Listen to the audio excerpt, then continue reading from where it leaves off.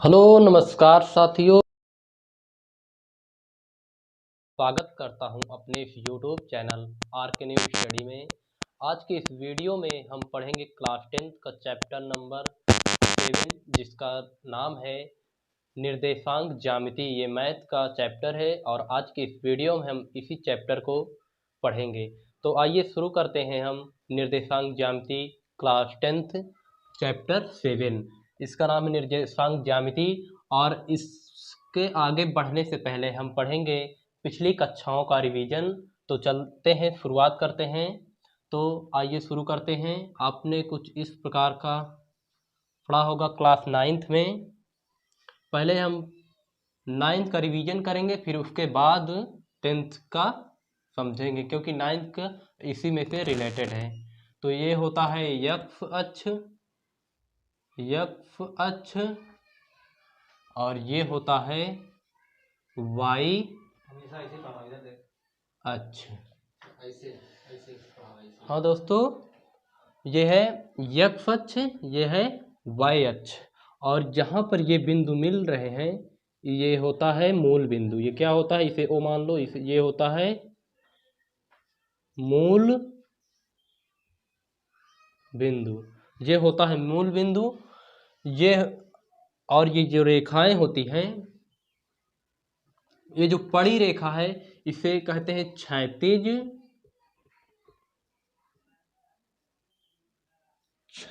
रेखा कहते हैं इसे।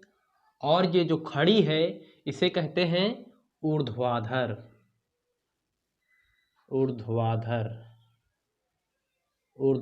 रेखा।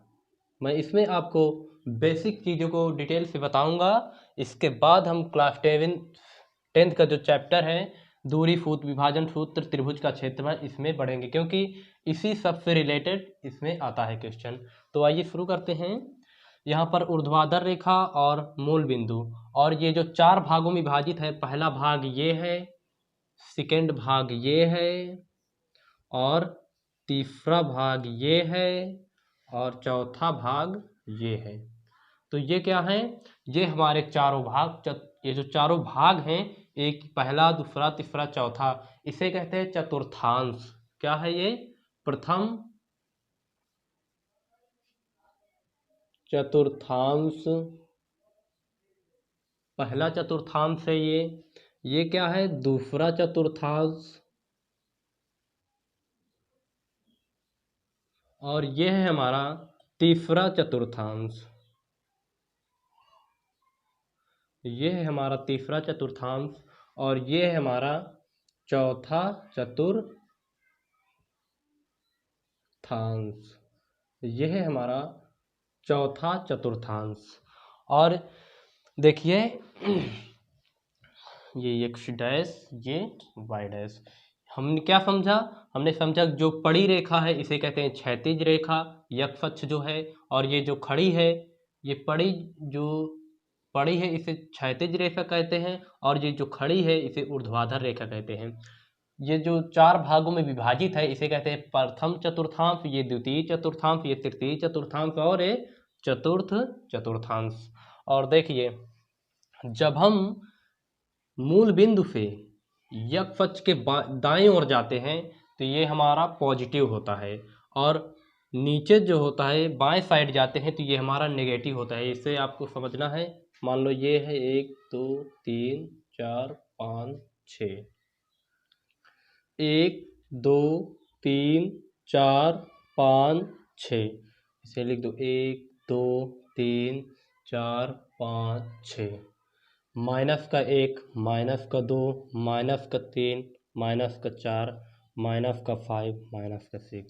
अब देखिए, जो मूल बिंदु से दाएं ओर पॉजिटिव है यानी कि प्लस का है, धनात्मक है, और मूल बिंदु को बाएं ओर नेगेटिव है यानी कि ऋणात्मक है।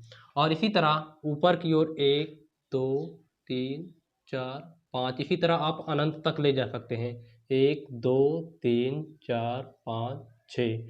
ये है y अक्ष, 1 2 3 4 5 6, आप कितना भी लिख सकते हैं, 1 2 3 4 5 6, ये हमेशा नेगेटिव रहेगा। मूल बिंदु से ऊपर की ओर पॉजिटिव, नीचे की ओर नेगेटिव। हमने क्या देखा देखिए, मूल बिंदु से दाएं ओर क्या है, प्लस है, और मूल बिंदु से ऊपर की ओर क्या है, प्लस है। तो हमें क्या मिला, प्रथम चतुर्थांश में हमें प्लस प्लस मिला। मतलब प्रथम चतुर्थांश में जो भी होंगे वो हमेशा धनात्मक होंगे। और इसी तरह दूसरे चतुर्थांश में देखिए, दूसरे चतुर्थांश में क्या है, मूल बिंदु से बाएं ओर जाने पर नेगेटिव है, और मतलब ऋणात्मक है, और ऊपर की ओर जाने पर ये प्लस है, मतलब धनात्मक है। तो हमें क्या मिला, दूसरे चतुर्थांश में नेगेटिव और पॉजिटिव दोनों हैं। मतलब पहले चतुर्थांश में प्लस प्लस, दूसरे चतुर्थांश में माइनस प्लस, और तीसरे चतुर्थांश में देखते हैं। देखिए, मूल बिंदु से बाएं ओर क्या है, माइनस है, और मूल बिंदु से नीचे की ओर क्या है, माइनस है। तो हमें क्या मिला, तीसरे चतुर्थांश में जो है हमारा, ये हमेशा नेगेटिव है, दोनों नेगेटिव हैं। और यहाँ पर देखिए, यहाँ पर मूल बिंदु से दाएं ओर क्या है, प्लस है, और मूल बिंदु से नीचे की ओर क्या है, माइनस है। तो हमें क्या मिला कि चौथे जो चतुर्थांश है उसमें प्लस और माइनस ये मिला हमें। तो क्या मिला, पहले चतुर्थांश में प्लस प्लस, दूसरे चतुर्थांश में माइनस प्लस, तीसरे चतुर्थांश में माइनस माइनस, चौथे चतुर्थांश में प्लस माइनस हमें मिले हैं। तो ये हमें मिल चुका है। और ये जो होता है, मान लो यहाँ पर देखिए, यक्ष अक्ष पर जो बिंदु होता है उसे भुज कहते हैं। ये क्या है, भुज। मान लो यहाँ पर देखिए, यक्ष अक्ष पर 2, मान लो यहाँ पर 2 है, वाई अक्ष पर आप मान लो कोई भी संख्या, मान लो -5 है। तो अब देखो, मैं आपको बता दूं, ये जो यक्ष वाला है ना, इसे कहते हैं भुज, और इसे जो कहते हैं इसे कोटि।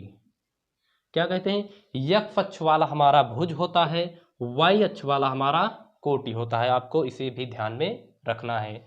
हमें क्या मिला, क्या क्या पता चला हमें इसमें, हमें पता चला कि जो रेखा पड़ी होती है उसे क्षैतिज रेखा कहते हैं, जो खड़ी होती है उसे ऊर्ध्वाधर रेखा कहते हैं, और हमारा हमारा जो ये जो पड़ी और क्षैतिज रेखाओं से 4 चतुर्थांश बनते हैं, पहला चतुर्थांश, दूसरा चतुर्थांश, और तीसरा चतुर्थांश, चौथा चतुर्थांश। इतना पता हुआ आपको।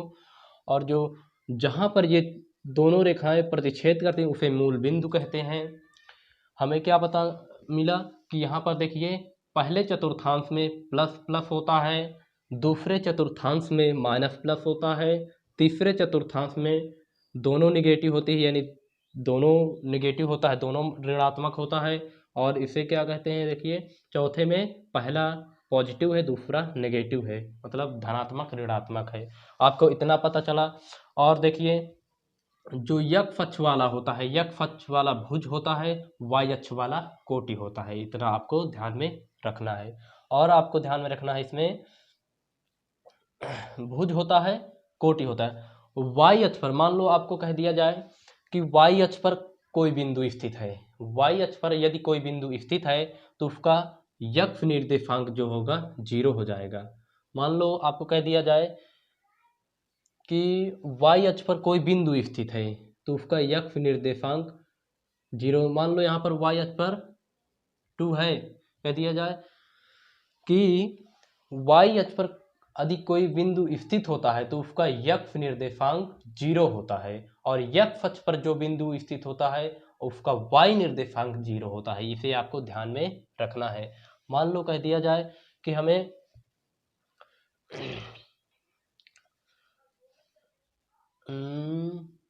यदि देखिए, ये भुज होता है, ये कोटि होता है। वाई अक्ष पर जो यक्ष अक्ष पर कोई बिंदु होगा तो वाई निर्देशांक उसका 0 होगा, वाई निर्देशांक जो है 0 होगा। इतना आपको इसमें ध्यान में रखना है। इसमें आपको जितनी भी चीज़ें हैं मैंने बता दी हैं। और चलते हैं अब हम क्लास 10th के जो चैप्टर है उसके बेसिक तो बता दिया मैंने, और चलते हैं इसमें अब हम चैप्टर 7 निर्देशांक ज्यामिति कक्षा, यहाँ लिख देते हैं कक्षा 10, कक्षा 10 है ये। और हमें इसमें क्या पढ़ना है, हमें पढ़ना है दूरी सूत्र, विभाजन सूत्र, त्रिभुज का क्षेत्रफल, इतना आपको पढ़ना है। तो आइए शुरू करते हैं। तो देखिए, मैं इसे अब इरेज कर दे रहा हूँ, मैंने बेसिक जो थी उसे बता दिया है।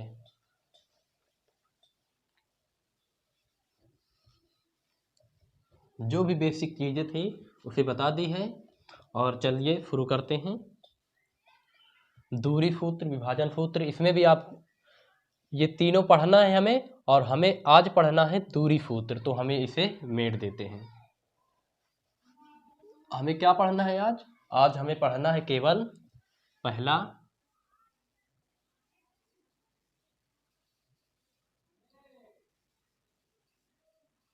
दूरी सूत्र। आज हमें क्या पढ़ना है? दूरी सूत्र। तो आइए दोस्तों शुरू करते हैं दूरी सूत्र। देखिए, दूरी सूत्र, मान लो आपका ये घर है, आपका ये घर है, ये आपका घर है, और ये आपका, आपके दोस्त का घर है, ये आपके दोस्त का घर है।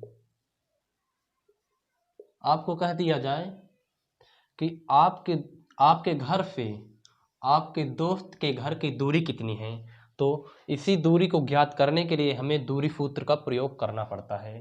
तो आइए शुरू करते हैं दूरी सूत्र को जानने के लिए। तो दोस्तों,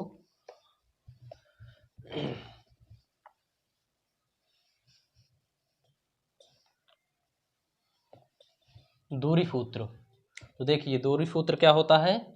मान लो एक बिंदु ए है और एक बिंदु ए है और एक बिंदु बी है, एक बिंदु ए है और एक बिंदु बी है। इन बिंदुओं के बीच की दूरी ज्ञात करनी है हमें, इन बिंदुओं के बीच की दूरी, और इनके निर्देशांक हमें दिया हुआ है यफ कामा वाई वन, यफ1 कामा y1, और बी बिंदु के निर्देशांक दिया है यफ2 कामा y2। इतना निर्देशांक हमें दिया हुआ है।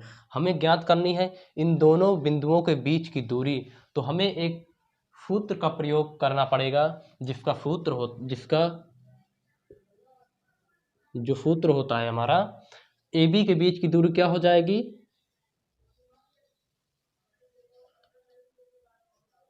x2 माइनस x1 का whole square plus y2 minus y1 का होल स्क्वायर, ये होता है हमारा दूरी सूत्र। आइए दोस्तों करते हैं, इसमें एक और है। ये सूत्र आपको ध्यान में रखना है, यही सूत्र का प्रयोग करना है। और एक और सूत्र है, मैं उसे भी बता दे रहा हूँ। चलिए उस सूत्र को भी बता दे रहे हैं। मान लो यहाँ पर दिया हुआ है,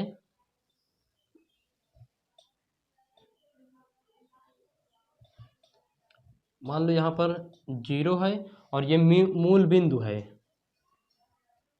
मूल बिंदु, ये मूल बिंदु है। अभी मैंने बताया था मूल बिंदु क्या होता है, मूल बिंदु है। और यहाँ पर मान लो एक क्यू, क्यू है, एक क्यू एक बिंदु है, और इस बिंदु को जो है ना, ये जो बिंदु इसे है, ये है पी। तो इन मूल बिंदु से इस बिंदु की दूरी ज्ञात करने के लिए हमें एक अलग सूत्र का प्रयोग करना होगा।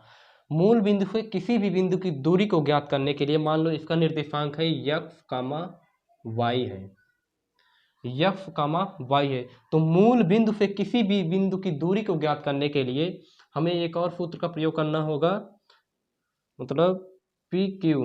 मूल बिंदु से किसी बिंदु की दूरी को ज्ञात करने के लिए X square plus Y square, मतलब यहाँ पर जो भी संख्या दी होगी उसका वर्ग करके जोड़ के अंडर रूट में लिख देंगे, वही हमारा है मूल बिंदु से दूरी।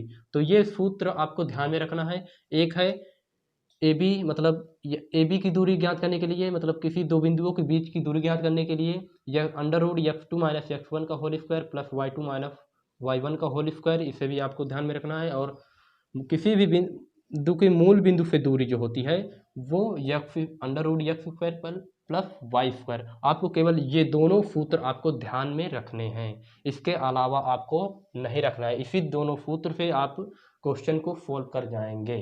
तो आइए शुरू करते हैं क्वेश्चन को।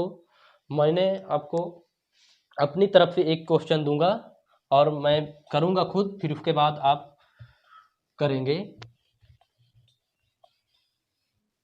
देखो, यहाँ पर मान लो एक बिंदु है P, ए है, मान लो ए है, मान लो इसका निर्देशांक दिया हुआ है 3,2, हमें इतना दिया हुआ है। और एक बिंदु दिया हुआ है B, जिसका निर्देशांक दिया हुआ है 4,3, इसके निर्देशांक दिया हुआ है। हमें इन दोनों बिंदुओं के बीच की दूरी ज्ञात करनी है। तो हम इन दोनों बिंदुओं के बीच की दूरी ज्ञात करेंगे। तो देखो, ये x1, y1 है और ये x2, y2 है। तो हमें इन बिंदुओं के बीच को दूरी को ज्ञात करना है। तो देखो, AB बराबर क्या हो जाएगी, AB की दूरी, AB की दूरी कितनी हो जाएगी, AB की जो बीच की दूरी हो जाएगी, अंडर रूट के अंदर x2 माइनस x1 का whole square plus y2 minus y1 का होल स्क्वायर। तो देखो, x2 कहाँ है हमारा, x2 यहाँ पर है, तो इसके सामने क्या है 4, तो यहाँ पर लिखेंगे अंडर रूट के अंदर 4 माइनस x1 कहाँ है, x1 यहाँ है, 3 है, तो यहाँ पर 3 का होल स्क्वायर प्लस y2 कहाँ है, यहाँ पर है, तो 3 है, तो 3 लिखो। y1 कहाँ है, यहाँ है, तो 2 है, तो 2 लिखो। और इसका भी वर्ग कर दो, तो क्या हो जाएगा, यहाँ पर 4 में से 3 गए, 1 का वर्ग अंडर रूट के अंदर प्लस 3 में से 2 गए, 1 का वर्ग। ये क्या हो जाएगा, यहाँ पर 1 प्लस 1, 1 का वर्ग करेंगे 1 ही आएगा, 1 का वर्ग करेंगे 1 ही आ गया जाएगा। तो यहाँ पर कितना आ गया 2, 1 1 2, 2 इकाई, 2 इकाई इस प्रश्न का आंसर आ चुका है। तो इस तरह दूरी सूत्र का प्रयोग करके आप किसी भी दो बिंदुओं के बीच की दूरी को ज्ञात कर सकते हैं। तो आइए चलते हैं, एक और जो सूत्र मैंने बताया था कि मूल बिंदु से दूरी, उसको भी करते हैं सोल्व।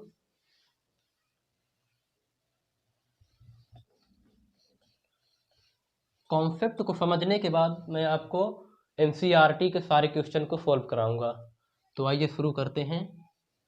मूल बिंदु से दूरी, मान लो यहाँ पर क्वेश्चन मैं खुद एक लिख रहा हूँ।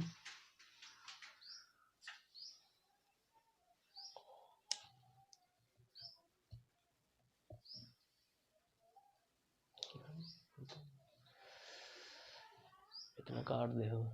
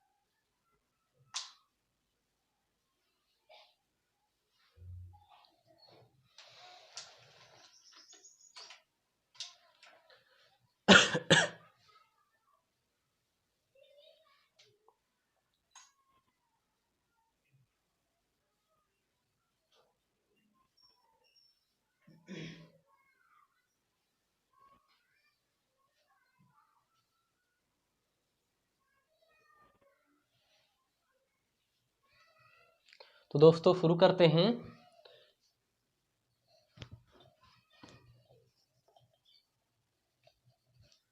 क्वेश्चन पहला है हमारा,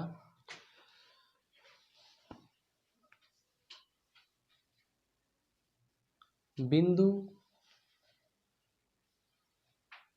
P जिसका निर्देशांक 3,9 दिया हुआ है के मूल बिंदु से दूरी ज्ञात कीजिए। बिंदु P की मूल बिंदु से दूरी ज्ञात कीजिए। तो देखिए P क्या है हमारा 3,9, ये क्या हो जाएगा x, y, ये क्या हो जाएगा x, y।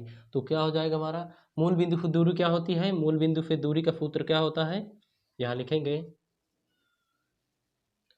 मूल बिंदु से किसी भी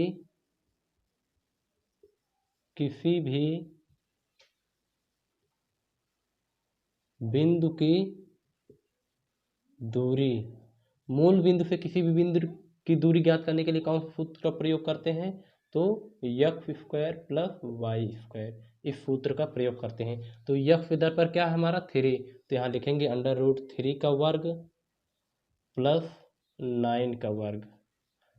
तो यहाँ हो जाएगा हमारा 3 त्रिका 9, 9 9 81 बराबर 81 और 9 कितना हो जाएगा 90। तो इसे तोड़ते हैं हम, 9 45 दूना 90, 45 दूना 90। और देखिए जब 3 का वर्ग होता है ना, 3 त्रिका 9, तो 3 ऊपर आ जाएगा, बाहर आ जाएगा, और 5 दूना 10 इकाई।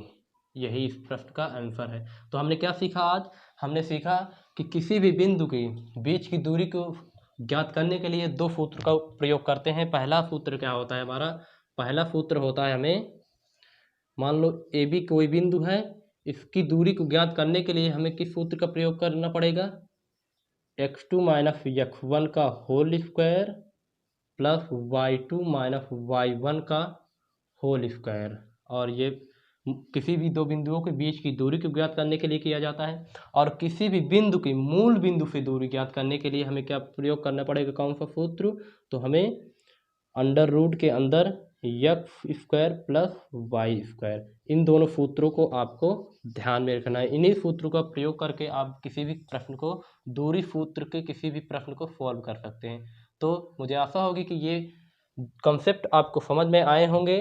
तो मिलते हैं अगले वीडियो में, तब तक के लिए धन्यवाद। बाबा टेक केयर।